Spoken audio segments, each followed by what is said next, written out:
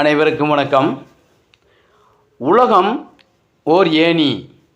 சிலர் மேலே ஏறுவதற்கு பயன்படுத்துகிறார்கள், சிலர் கீழே இறங்குவதற்கு பயன்படுத்துகிறார்கள் என்ற மார்க்ஸ் அவர்களின் பொன் வரிகளை நினைவு கூர்ந்து இன்றைய வேலைவாய்ப்பு செய்தி பற்றி பார்ப்போம். இன்றைய வேலைவாய்ப்பு செய்தியானது 2 அரசு உதவி பெறும் பள்ளிகளில் ஏற்பட்டிருக்கக்கூடிய அலுவலக உதவியாளர்களின் வேலைவாய்ப்பை பற்றி பார்ப்போம்.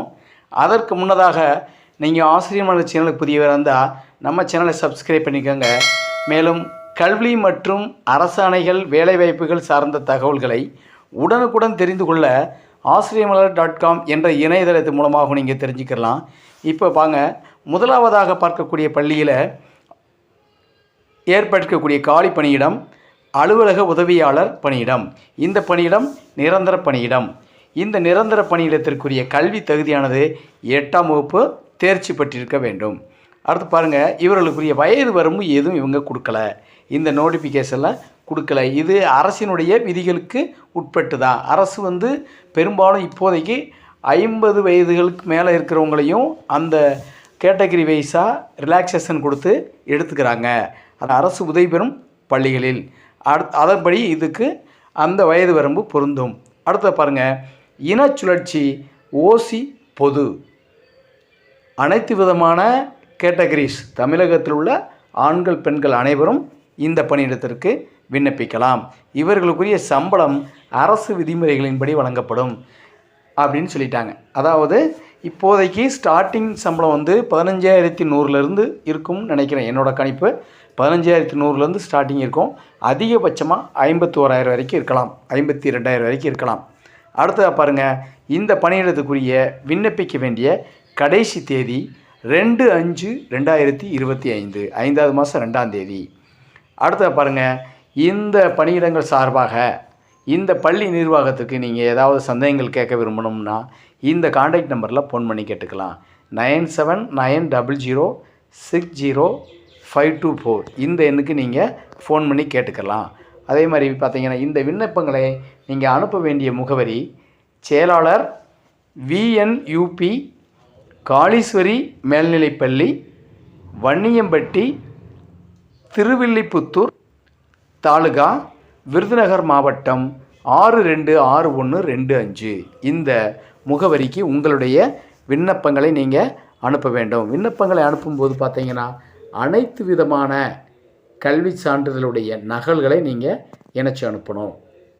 எம்ப்ளாய்மெண்ட்டில் பதிஞ்சது, அது ஆன்லைனில் பதிஞ்சிருந்தாலும் பரவாயில்ல, மேனுவலாக நீங்கள் பதிஞ்சிருந்தாலும் பரவாயில்ல. இப்போ பெரும்பாலும் எல்லாமே ஆன்லைனுக்கு மாறியாச்சு.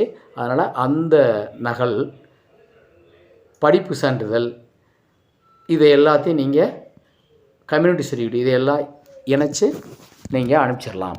அடுத்ததாக பாருங்கள், அவங்க அனுப்பிச்ச பிறகு என்றைக்கு இன்டர்வியூ இருக்குன்னு சொல்லி உங்களுக்கு தகவல் அனுப்புவதாக சொல்லியிருக்காங்க.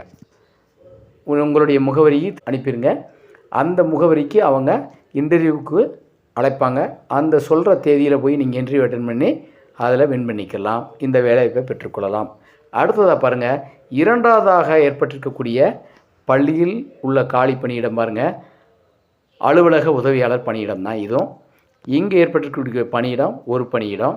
இதற்குரிய கல்வி தகுதியானது SSLC, அதாவது 10ஆம் வகுப்பு நீங்கள் தேர்ச்சி பெற்றிருக்கணும். கடந்த பள்ளியில் ஏற்பட்டிருக்கக்கூடிய அலுவலக உதவியாளர் பணியிடத்திற்கு அந்த பள்ளியானது 8ஆம் வகுப்பு தேர்ச்சி கேட்டிருக்காங்க. ஆனால் இந்த பள்ளி 10ஆம் வகுப்பு தேர்ச்சி பெற்றிருக்கணும்னு கேட்டிருக்காங்க. இவங்களுடைய கல்வி தகுதி பாருங்கள், 2 பள்ளிகளுக்கு உரிய வித்தியாசம் இருக்குது. ஆனால் பணியிடம் ஒரே பணியிடம் தான்.